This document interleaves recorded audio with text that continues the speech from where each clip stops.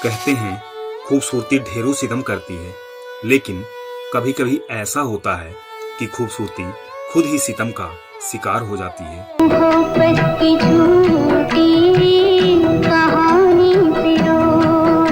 खूबसूरत होना ही खुद के लिए अभिशाप बन जाता है।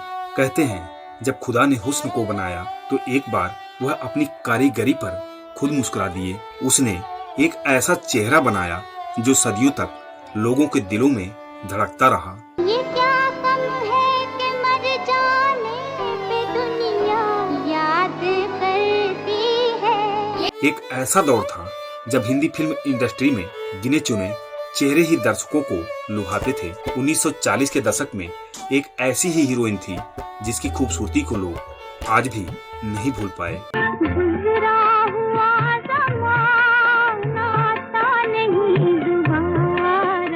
कजरारे नैन, बेदाग, मोहक सा ऐसा रूप मानो स्वर्ग से अप्सरा उतर आई हो। अधर किसी कमल के फूल से भी ज्यादा खूबसूरत। हिंदी सिनेमा की अब तक की सबसे खूबसूरत अभिनेत्री जिसकी खूबसूरती शब्दों में बयान नहीं की जा सकती। अथाह हुस्न की परी जिसको लोग मधुबाला के नाम से जानते हैं। अच्छा जी मैं हारे चलूं जाऊं ना। लेकिन क्या आपको पता है उनकी खूबसूरती ही उनके लिए श्राप बन गई।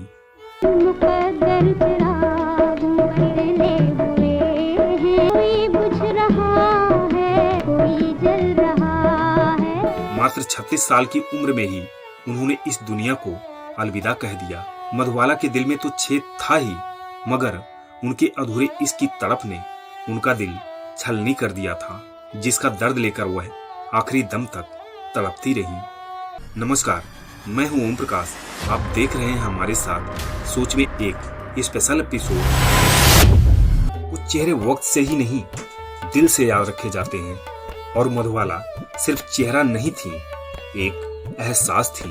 14 फरवरी 1933 दिल्ली की गलियों में जन्मी एक बच्ची मुमताज जहां बेगम। देहलवी परिवार बड़ा, गरीबी गहरी, लेकिन आंखों में कुछ अलग सी चमक थी। पेट भरने के जद्दोजहद में पिता अय्याज खान दिल्ली छोड़कर मुंबई आ गए, और तभी से शुरू हुआ मधुबाला का फिल्मी सफर।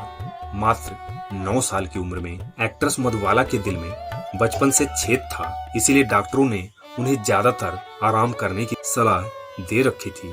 लेकिन पारिवारिक समस्याओं के चलते मधुबाला को कम उम्र में ही एक्टिंग में कदम रखना पड़ा। वह काम करते करते ही जवां हो गई, और उनकी खूबसूरती में ऐसा निखार आया कि हर किसी की नजरें उनकी खूबसूरती पर टिक जाता। मधुबाला को बेइंतहा हसीन कहा जाता था। आज तक हिंदी सिनेमा में इतनी खूबसूरत अभिनेत्री नहीं हुई। यही वजह थी कि क्या एक्टर, क्या डायरेक्टर और अंडरवर्ल्ड डॉन भी उस समय मधुबाला पर दिल हार बैठा। 1942 में फिल्म बसेरा में उन्हें पहला लीड रोल मिला, लेकिन असली पहचान मिली 1947 में बनी फिल्म नील कमल से। यह कहानी सिर्फ पर्दे तक नहीं रही, बल्कि असल जिंदगी में भी वह दिलीप साहब के दिल में बस गई।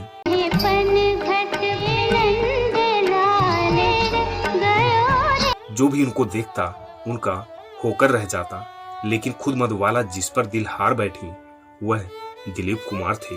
50 और 60 के दशक में मधुबाला हर डायरेक्टर की पहली पसंद थी। 1949 में आई फिल्म महाल का वो गाना आएगा आने वाला आज भी रूह तक उतर जाती है।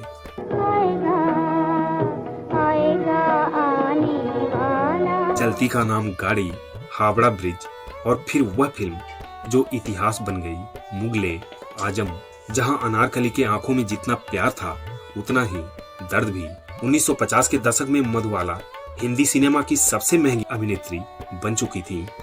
मुगले आजम के लिए उन्होंने 3 लाख रुपए लिए थे, जो कि उस समय एक बहुत बड़ी रकम हुआ करती थी। उन्होंने लगभग हर बड़े अभिनेता के साथ काम किया। राज कपूर, अशोक कुमार, देव आनंद, किशोर कुमार और दिलीप कुमार के साथ। कॉमेडी हो या ट्रेजेडी, क्लासिक हो या मॉडर्न, मधुबाला हर रोल में जान डाल देती थी।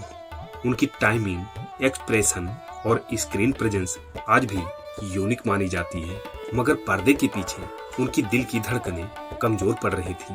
जब मोहब्बत की मिसाल दी जाती है तो लैला मजनू, हीर रांझा और रोमियो जूलियट का नाम लिया जाता है, मगर एक मोहब्बत ऐसी थी जो पर्दे पर तो जादू बन गई मगर असल जिंदगी में सिर्फ एक अधूरी दास्तान बनकर रह गई।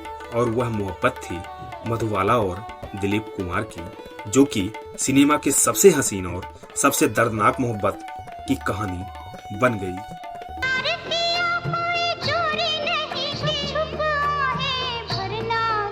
1949 में फिल्म तराना की शूटिंग शुरू हुई और यहीं से शुरू हुआ वो सिलसिला जहां पर्दे की जोड़ी असल जिंदगी में भी एक दूसरे के करीब आने लगे। जहां मधुबाला शर्मीली थी, वही दिलीप कुमार सुलझे हुए, गंभीर, वह एक दूसरे के विपरीत थे। शायद इसीलिए एक दूसरे की तरफ खींचते गए।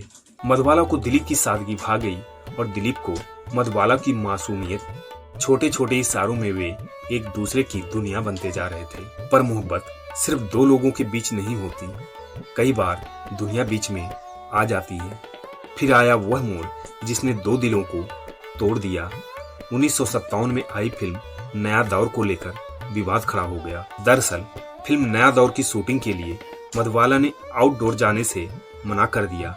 मधुबाला और दिलीप कुमार का रिश्ता बी.आर. चोपड़ा की फिल्म नया दौर की वजह से टूटा, न कि उनके पिता अताउल्ला खान की वजह से। इस फिल्म के कुछ हिस्सों की शूटिंग कर चुकी मधुबाला को मेकर्स ने बाकी शूटिंग के लिए ग्वालियर भेजना चाहा, मगर डकैत इलाका होने की वजह से पिताजी ने लोकेशन चेंज करने के लिए कहा, जिसके लिए वे राजी नहीं हुए।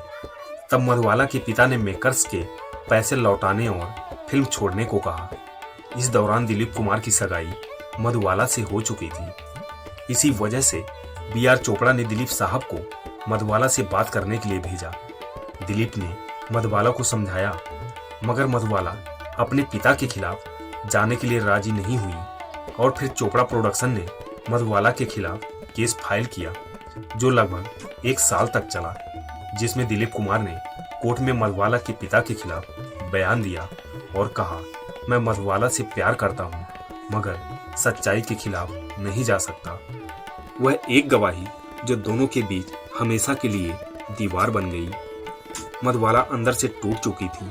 उन्होंने कोशिश की दिलीप कुमार को मनाने की और एक खत भी लिखा, जिसमें शर्त यह लिखा कि आप मेरे पिताजी से माफी मांग लें तो हम हमेशा के लिए एक हो जाएंगे। मगर दिलीप कुमार ने इनकार कर दिया। उनका आत्मसम्मान उनकी मोहब्बत पर भारी पड़ गया। उसी दौरान किशोर कुमार ने मधुबाला को प्रपोज कर दिया।